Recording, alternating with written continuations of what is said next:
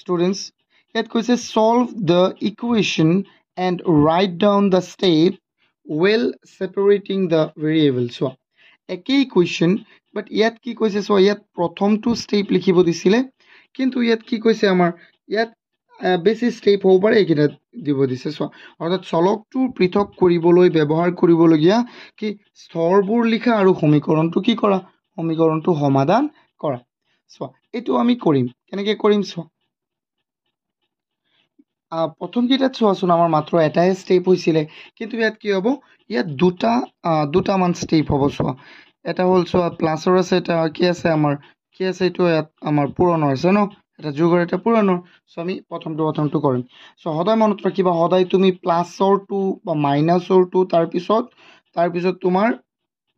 হৰণৰটো তাৰপিছতে কি কৰিবা পূৰণৰটো কৰিবা যদি থাকে তেন্তে ইয়াত প্লাছৰটো আমি প্ৰথমে আঁতৰাই ল'ম এক্সৰ পৰা আমাৰ মূল লক্ষ্য হ'ব কি এই এক্সটোক অকলশৰীয়া কৰা তেন্তে প্ৰথমে এই +5ক আমি আঁতৰাম তেন্তে কি কৰিব লাগিব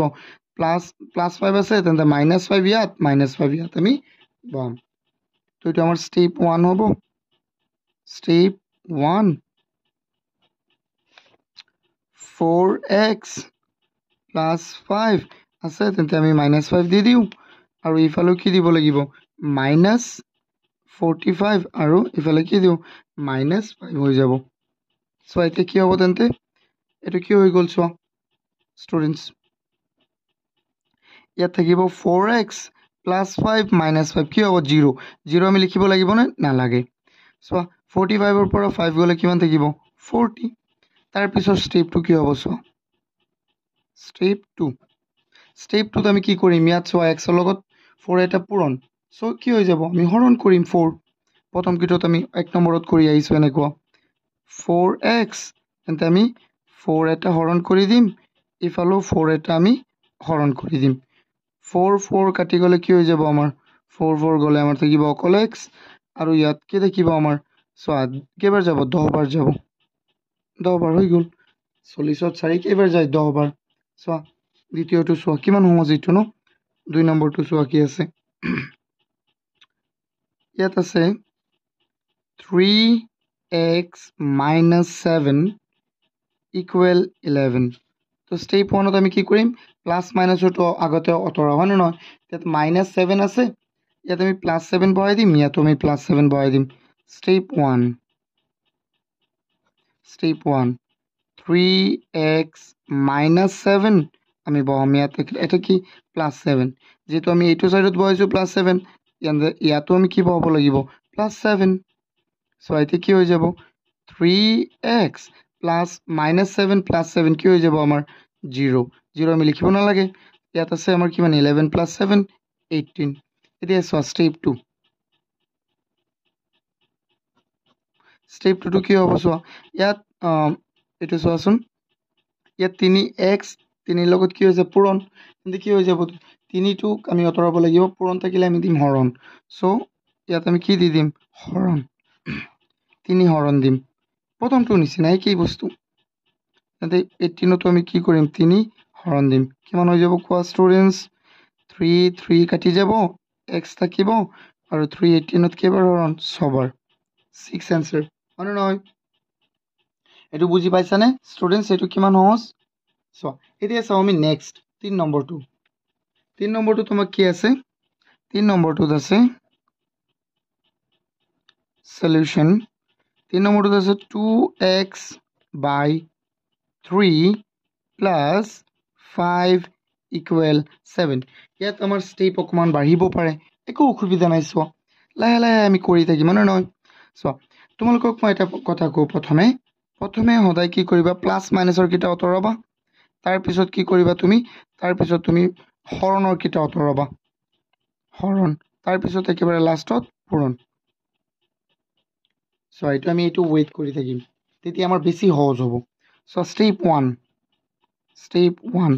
আমি প্ৰথমে চাব লাগিব প্লাছ মাইনাছৰ কি আছে ইয়াত যোগৰ আছে কিমান 5 তেন্তে আমি বিয়োগ কৰি দিম ন 5 ইয়াতো বিয়োগ কৰিম চ' ষ্টুডেণ্টছ 2x / 3 + 5 - 5 ইয়াত -5 দিছোঁ আমি ইয়াতো কি দিম -5 ইয়াত আছে আমাৰ কি 2x/3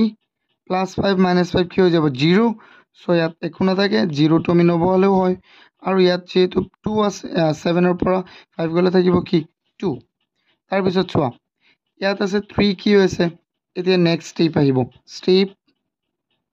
স্টেপ 2 ইয়াত প্ৰথমে আমি তাৰপিছত হৰণৰটো চাম ন একৰ্ডিং টু দিস হৰণৰটো চাম হৰণৰটো যদি অতৰাব বিচাৰা 3 ইয়াত হৰণ হৈ আছে তেন্তে ইয়াত আমি এটা 3 পূৰণ কৰিব লাগিব ইয়াতো পূৰণ কৰিব লাগিব তেন্তে 2x/3 ইয়াত আমি এটা 3 পূৰণ কৰি দিলো আমি 2 ৰ লগতো এটা 3 কি কৰিম পূৰণ কৰিম তেন্তে চোৱাচোন কি হ'ব 3 কাটি গ'ল আমাৰ কি থাকিব কোৱা ষ্টুডেন্টস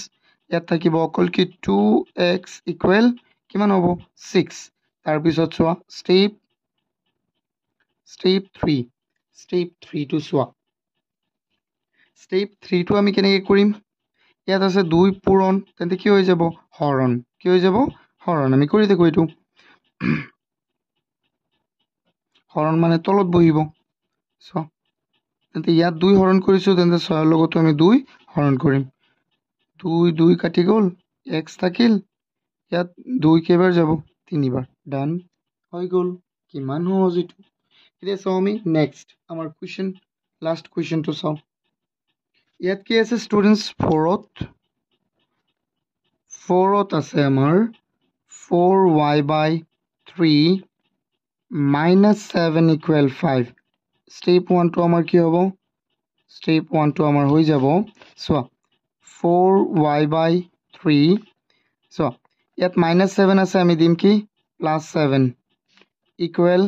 ইয়াত +7 দিছো তেন্তে 5 ৰ লগতো আমি +7 দিম হয় নহয় সো এটো কি হৈ যাব +7 -7 0 তেন্তে ইয়াত থাকিল অকল 4y/3 আৰু 5 + 7 কিমান হৈ যাব 12 তাৰ পিছৰ স্টেপটো কি হ'ব ষ্টুডেন্টস স্টেপ 2 ইয়াত 3 হৰণ হৈ আছে আমি ইয়াত কি কৰিম ইয়াতো পূৰণ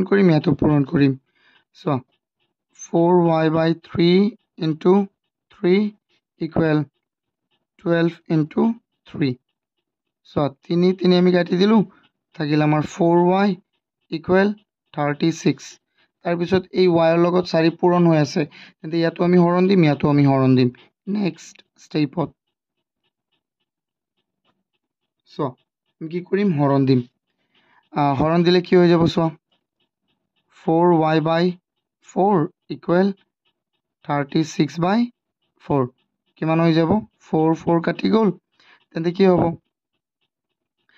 হ'ব ইয়াত y থাকিব আৰু ইয়াত কেইবাৰ যাব 9 বাৰ 4 36ত কেইবাৰ 9 বাৰ ডান এইটো হৈ গ'ল আমাৰ 2 নম্বৰটো এইটো আছিল লাষ্ট